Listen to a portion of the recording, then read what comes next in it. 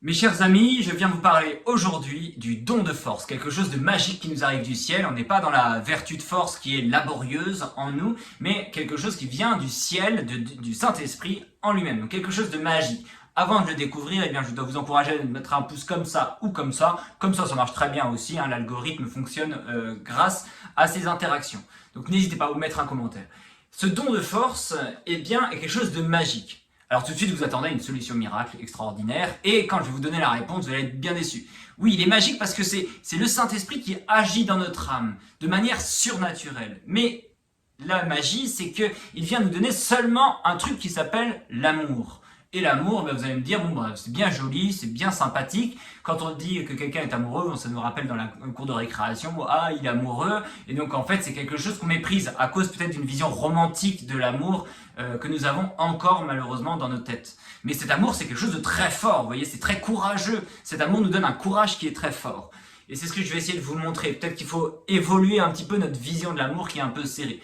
On peut penser par exemple à l'amour, vous voyez, que donne l'Église, eh bien c'est une vraie force. Et Staline disait le pape combien de divisions par exemple. On peut penser aussi à cet amour, vous voyez, qui va faire que Guillaumet va jamais s'arrêter en traversant la cordillère des Andes, comme nous l'expliquait Saint-Exupéry, et il va dire que tout ça, il l'a fait juste en pensant à l'amour de sa femme. Alors ça, c'est un amour naturel. Mais il y a un amour qui est surnaturel et qui nous donne une vraie force en nous qui est très impressionnante. Et on le voit par exemple, c'est un médecin qui me racontait ça, que face à la mort ou face à la maladie, des maladies qui sont très graves, eh bien il va y avoir des patients par exemple qui vont avoir besoin tout de suite d'énormément d'aide médicamenteuse, alors que d'autres eh bien n'en auront pas besoin, ou d'autres vont passer au-dessus d'épreuves qui seront extraordinairement lourdes, et d'autres eh bien vont succomber plus facilement. Et la seule réponse qu'il avait, c'est que c'était des gens qui étaient vraiment entourés d'un amour humain, alors certes, mais d'un amour humain, et ça les aidait à passer sur des choses qui étaient humainement invivables.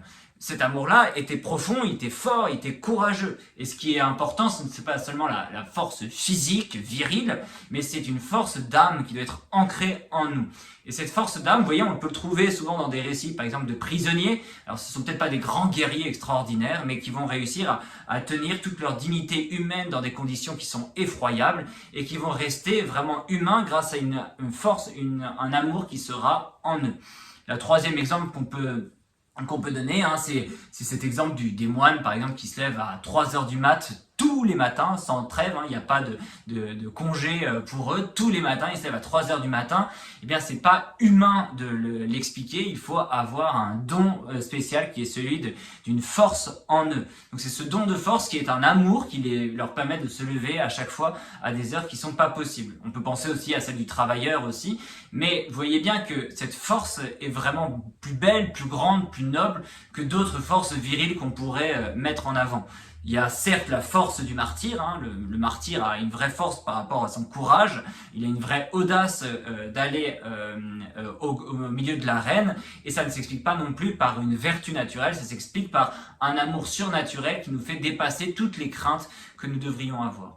Alors le don de force, eh bien, on demande au Saint-Esprit, et je pense qu'il faut puiser dedans, un amour qui ne se décourage pas, un amour qui est fidèle, qui tient, alors qu'on aurait toutes les occasions dans notre vie de flancher dans cet amour-là. On a toutes les désillusions, on peut avoir des désespoirs, on peut avoir des inquiétudes, on peut avoir des injustices qui font qu'au bout d'un moment on se dit c'est trop demandé, le bon Dieu n'est pas si bon que ça. Et en fait malgré tout il y a un amour qui persévère, qui dure, et c'est ce que donne le don de force, qui nous fait continuer à aimer quelque chose qui peut-être à un moment donné de notre vie nous paraît plein de désillusions, plein de désespoir. Alors cette don de force, eh bien, on va le demander instamment, et on va lui demander cette force de l'amour qui est un courage qui dure dans le temps, et de ne pas succomber à la moindre difficulté. Ça, c'est ce qu'on peut demander aujourd'hui dans ce don de force, et aussi bien sûr pour continuer notre carême.